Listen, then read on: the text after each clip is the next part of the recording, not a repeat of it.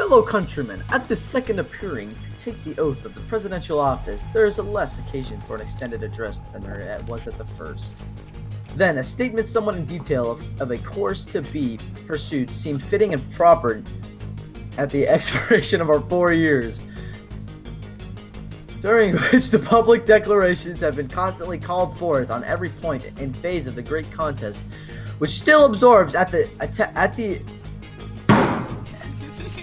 the attention and engrosses the energies of little that is new could be presented. Progress of our arms, upon which all else chiefly depends, is as well known to the public as to myself, and it is, I trust reasonably, satisfactory and encouraging to all. With high hope for the future, no prediction in regard to it is ventured. On the occasion corresponding to this 4 years ago, all thoughts were anxiously directed to an impending civil war. All dreaded, it all sought to avert it.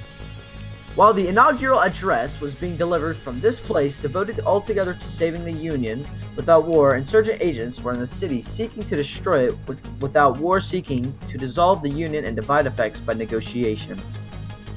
Both parties deprecated war, but one of them would make war rather than let the nation survive, and the other would accept the war rather than let it perish.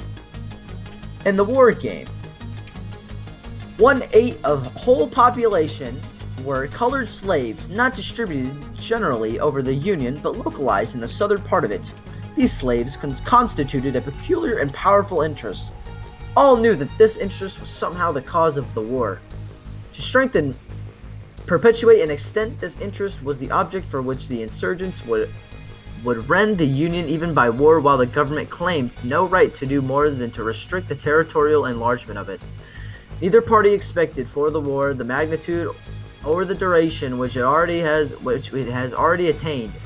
Neither anticipated that the cause of the conflict might cease with or even before the conflict itself should cease. Each looked for an easier triumph and a result less fundamental and astounding. Both read the same Bible and prayed to the same God, and each invokes his aid against the other. It may seem strange that any men should dare to ask a just God's assistance in wringing their bread from the sweat of other men's faces, but let us judge not that we be not judged. The prayers of both could not be answered. That of neither has been answered fully. The Almighty has his own purposes. Woe unto the world because of offenses, for it must need be that offenses come, but woe to that man by whom the offense cometh. Oh my God. If we shall suppose that American slavery is one of those offenses which in the providence of God must needs come, but which having continued through his appointed time, he now wills to remove, and that he gives to both North and South this terrible war, as the woe due to those by whom the offense came, shall we discern therein any departure from those divine attributes which the believers in a living God always ascribe to him. Fondly do we hope, fervently do we pray that this mighty scourge of war may speedily pass away. Yet if God's will that it continue, all the wealth piled by the bondsman, 250 years of unrequited toil, shall be sunk, and until every drop of blood drawn with the lash shall be paid by another, drawn with the sword, as was said 3,000 years ago, so still it must be.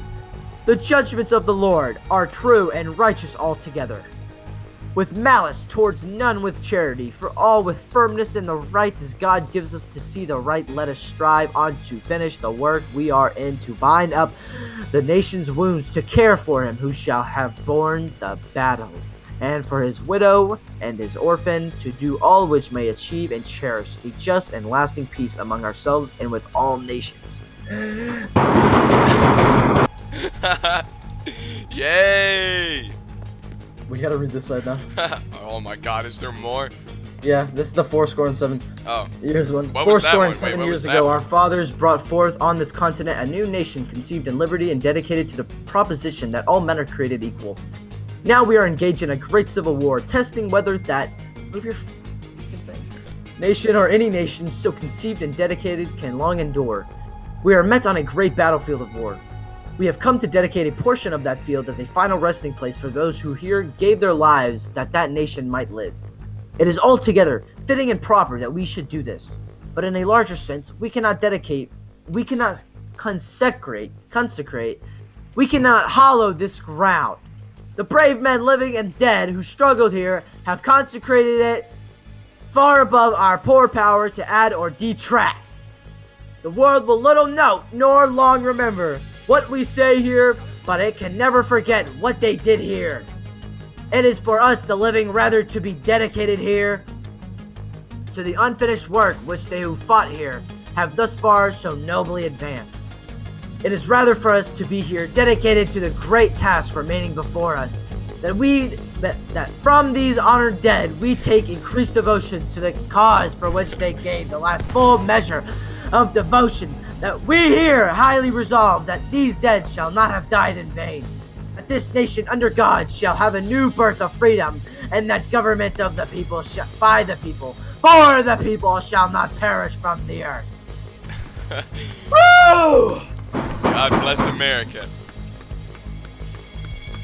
My head hurts.